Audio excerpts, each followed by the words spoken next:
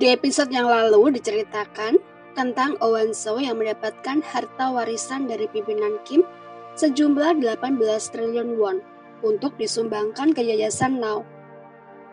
Dan hari itu bersama dengan suaminya, Owenso terbang ke Swiss karena uang tersebut disimpan di bank Swiss dan hanya Owenso yang bisa mengambil uang itu. Meskipun sebelumnya, Kim Jung-kook sempat terlibat percecokan dengan ibu dan juga adiknya.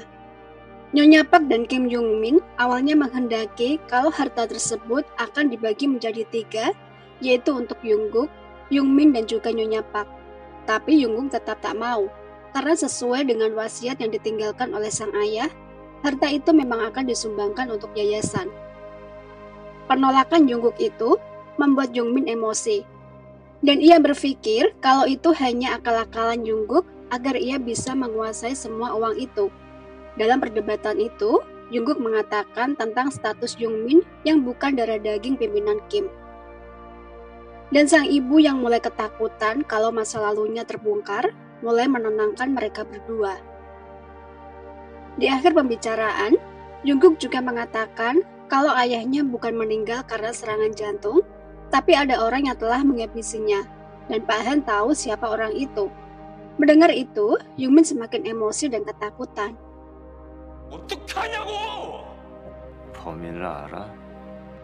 Oleh karena itu, Jung-min segera menemui Pak Han untuk merencanakan menghabisi Owenso, agar ia bisa memiliki semua uang itu. Jung-min sangat mempercayai Pak Han mampu melakukan tugas tersebut, karena selama ini meskipun Pak Han tahu kalau dialah yang telah menghabisi pimpinan Kim, tapi Pak Han diam saja dan justru menyelamatkan Jung-min. Ingatan Pak Han kembali ke malam terbunuhnya pimpinan Kim. Dengan mata kepalanya sendiri, ia menyaksikan Jung-min lah yang telah menghabisi bos Wayne Group itu. Untuk menyelamatkan anak kandungnya, Pak Han meminta kepada Jung-min untuk segera meninggalkan tempat itu dan mengubur emas batangan yang telah digunakan oleh Jung-min untuk menghabisi pimpinan Kim. Sementara itu, So-do-yoon sendiri yang telah salah paham kepada jenderal polisi, hari itu diam-diam menemui seniornya. Ternyata selama ini sang jenderal hanya bermain sandiwara untuk menyelidiki keluarga Wayne. Dan soal kematian Choo-hyuk, karena tak ada bukti yang mendukung, serta kematiannya terjadi di Manila, jadi ia tak bisa meneruskan penyelidikannya. Sang jenderal lalu meminta kepada So-do-yoon untuk meneruskan kasus yang sedang diselidiki oleh Choo-hyuk sebelum meninggal. Dan kecurigaan So-do-yoon tertuju kepada Lee Jin. Setelah suatu hari, tak sengaja ia menabrak tubuh Lee Jin, dan secara refleks, Lee Jin melakukan gerakan yang sama dengan penyerang itu. Hingga suatu hari, kakak Owenso yang tak lain adalah Oh Yun-soo mengutarakan maksudnya untuk menyerahkan buku besar yayasan kepada Pak Han.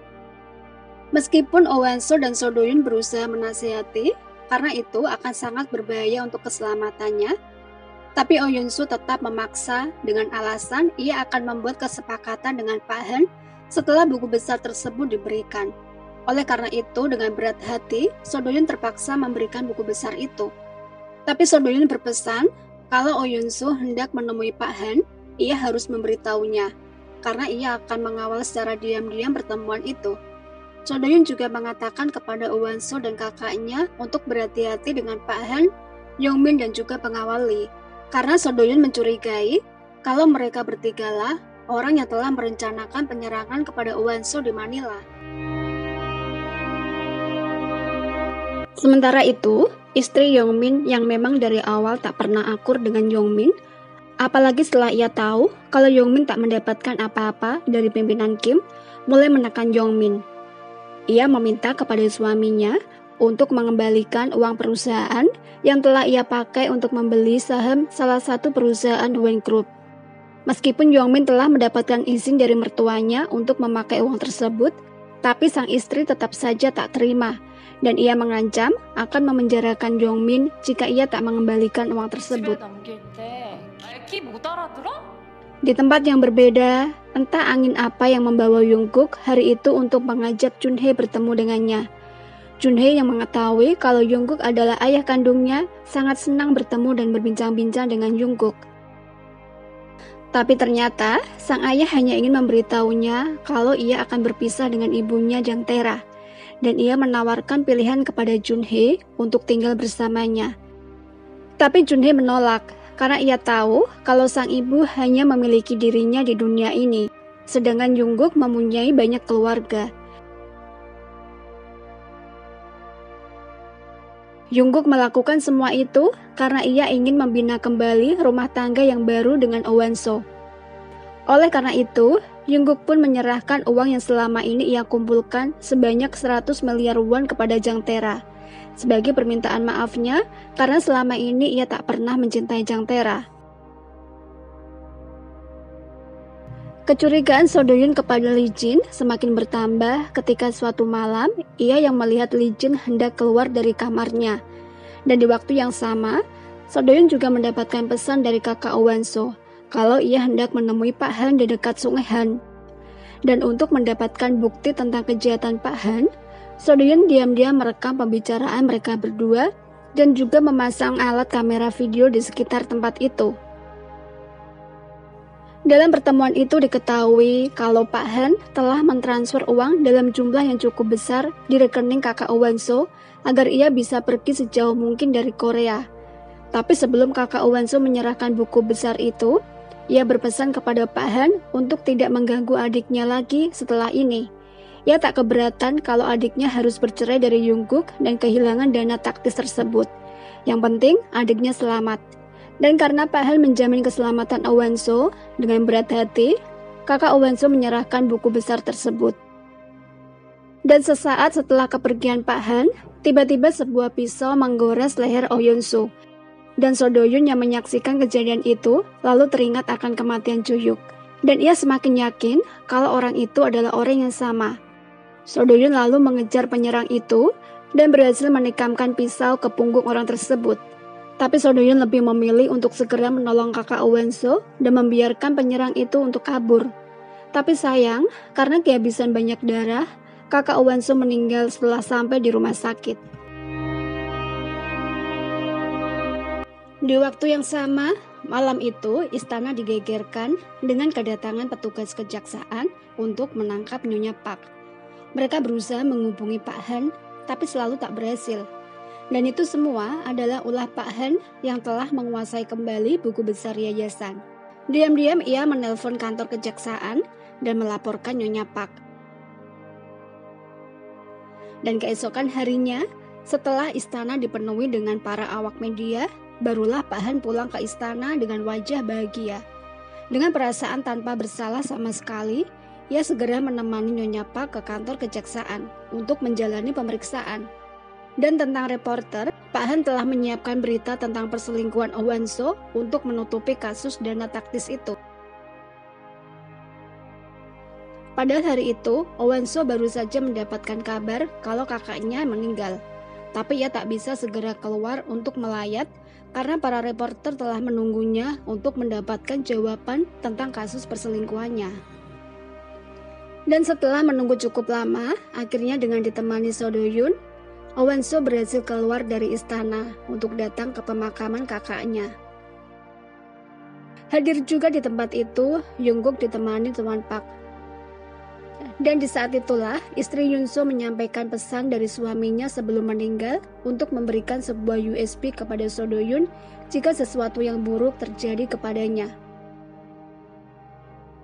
Dan kesabaran istri Yongmin semakin tak terbendung karena sampai batas waktu yang telah ia berikan, Yongmin tak juga mengembalikan uangnya. Dengan penuh emosi, ia kembali menemui suaminya. Tapi dengan santainya, Yongmin mengatakan kalau ia telah mendapatkan izin dari mertuanya setelah ia memperlihatkan foto-foto perselingkuhan istrinya kepada mertuanya. Oleh karena itu, dengan memanfaatkan foto-foto tersebut, dengan mudahnya Yongmin berhasil mendapatkan dana.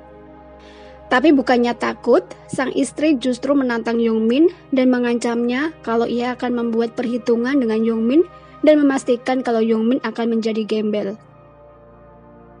Diam-diam, So Do-yoon meletakkan USB tersebut ke dalam brankas milik Pak Han dan ia meminta istri Yoon-soo untuk mengatakan perihal USB tersebut kepada kantor kejaksaan. Dan akhirnya, kejaksaan menangkap Nyonya Park yang saat itu sedang bermalam di hotel dengan tuduhan penggelapan dana yayasan. Pak Han yang saat itu bersama dengan Nyonya Park hanya diam saja ketika Nyonya Park mulai berteriak minta tolong. Dari laporan yang dibuat oleh istri Oh Yun So, akhirnya kejaksaan menggeledah dan menyita seluruh isi pavilion Pak Han, tak terkecuali berangkas pribadi milik Pak Han. Di sanalah So Do-yun melihat Lee Jin. Dengan wajah ketakutan, Lee Jin mulai berlari meninggalkan tempat itu. Tapi So Do-yun tak kalah cepat dan sigap. Ia segera mengejar Lee Jin dan menangkapnya. Dengan bukti rekaman video yang berhasil diperoleh So Do-yun ketika Oh Yun So meninggal, So Do-yun membawa Lee Jin kepada pihak kepolisian. So Do-yun tak menyangka kalau orang yang telah membunuh sahabatnya adalah seorang wanita. Dan akhirnya, Nyonya Park sadar kalau Pak Han lah orang yang telah menjebaknya dan melaporkan dirinya. Dan Pak Han lah dalang dibalik semua penyerangan yang dialami oleh Oh Wan-so. Karena ia tahu kalau yayasan akan menerima dana taktis dalam jumlah yang cukup besar. Pak Han tak menyangkal semua tuduhan Nyonya Park. Semua itu ia lakukan karena ia merasa sakit hati kepada Nyonya Park yang selalu memperlakukannya sebagai pelayan rendahan. Dia sengaja mendekati Nyonya Park, termasuk menghamilinya, karena ia ingin melihat dan membungkam kesombongan Nyonya Park jika ia melahirkan keturunan seorang pelayan. Tak hanya itu, Pak Han juga menyerahkan emas batangan yang dipakai oleh Yong-min untuk menghabisi pimpinan Kim. Di emas batangan itu ada sidik jari Yong-min. Jika Pak Han menyerahkan barang tersebut kepada polisi, maka Yong-min akan dituntut atas pembunuhan ayahnya. Pak Han memberikan pilihan kepada Nyonya Park. Ia menyerahkan barang itu kepada polisi, atau ia mau mengakui semua kesalahan yang dilakukan oleh Pak Han sebagai kesalahannya.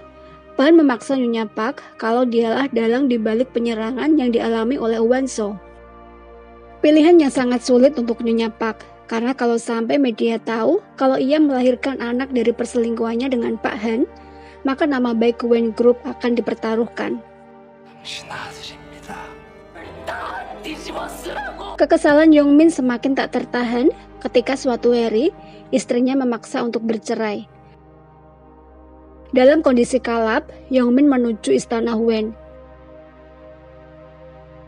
Ia memerintahkan semua pelayan yang ada di istana utama keluar dari rumah itu. Dengan penuh emosi, Yong-min segera mengambil senjata dan mengarahkannya kepada kakaknya Yungguk.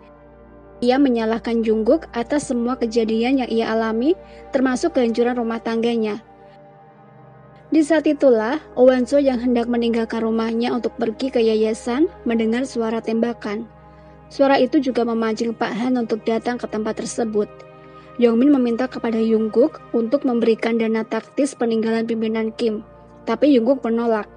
Tak hanya itu, Jungkook juga memancing amarah Yong-min dengan mengatakan kalau ia adalah anak haram hasil perselingkuhan ibunya dengan Pak Han. Mendengar ucapan Jungkook, Pak Han juga mulai naik darah.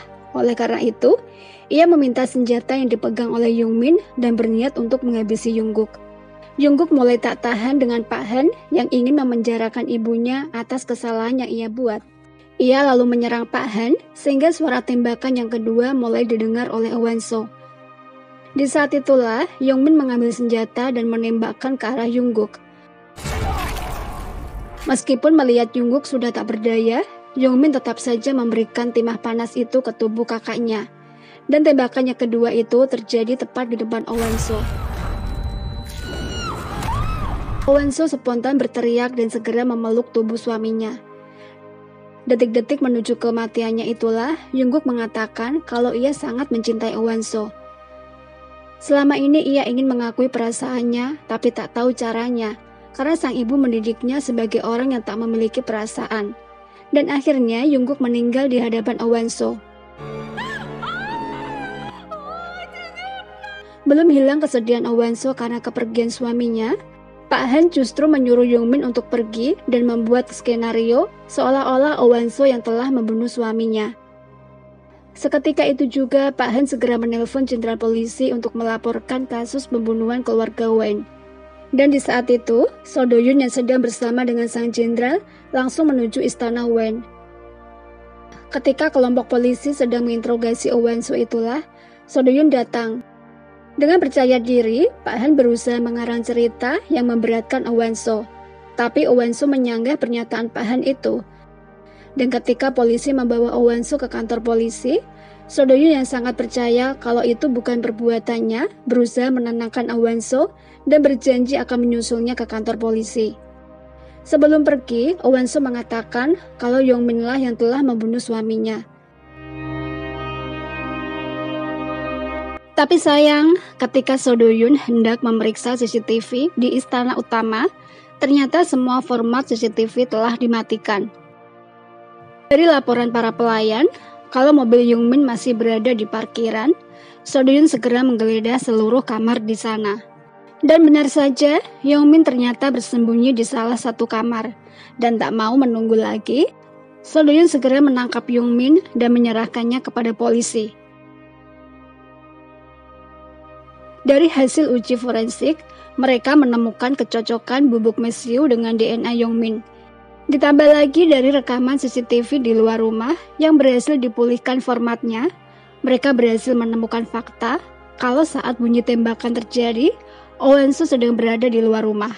Itu artinya bukan Owenso yang telah menghabisi Yongguk. Dan keesokan harinya, kantor kejaksaan berhasil membuka brankas pribadi milik Pak Han dan mereka menemukan USB yang sengaja diletakkan oleh So Do-yun. Dengan rekaman USB tersebut, kejaksaan segera menangkap Pak Han yang terbukti menjadi dalang atas kematian Ju-yuk dan juga penyerangan kepada Owenso beberapa kali. Dan dari rekaman video So Do-yun, Pak Han juga terbukti telah menyuruh Lee Jin untuk menghabisi Oh Yun-so. Dengan begitu, tamat sudah riwayat Pak Han yang telah melakukan pembunuhan berencana. Ditangkapnya Pak Han tentu saja membuat Nyonya Park dikeluarkan dari penjara. Ia dipenjara karena mengakui kalau ialah yang menjadi dalang penyerangan kepada Owenso. Hadir di sana, Owenso untuk ikut menjemput ibu mertuanya dan Nyonya Park meminta kepada Owenso untuk mengantarnya menjenguk Yongmin. Di sanalah Yongmin mengetahui kalau ibunya telah menjadi kambing hitam atas kasus meninggalnya pimpinan Kim. Nyonya Park meminta kepada Yongmin untuk melupakan kejadian kematian pimpinan Kim selama polisi tidak mengetahuinya. Biarlah itu menjadi rahasia antara dia, Nyonya Park dan Pak Han. Dengan penuh emosi, Yongmin yang kebetulan berada di satu tahanan dengan Pak Han, berusaha meluapkan kekesalannya dan hendak menghabisi ayah biologisnya. Beruntung polisi segera datang sehingga Pak Han selamat. Dengan ditemukannya siapa orang yang telah menghabisi sahabatnya, maka selesai sudah misi So Do-yun bekerja di Wen Group. Ia memberikan surat pengunduran dirinya kepada Owenso. So Do-yun juga mengatakan kalau ia akan kembali bekerja di kepolisian. Dan 1 tahun kemudian, Owenso bersama 30 anggota lainnya berencana mengunjungi beberapa negara untuk keperluan amalnya. Dengan uang dari pimpinan Kim, Owenso semakin bersemangat mengabdikan dirinya untuk membantu negara-negara yang membutuhkan.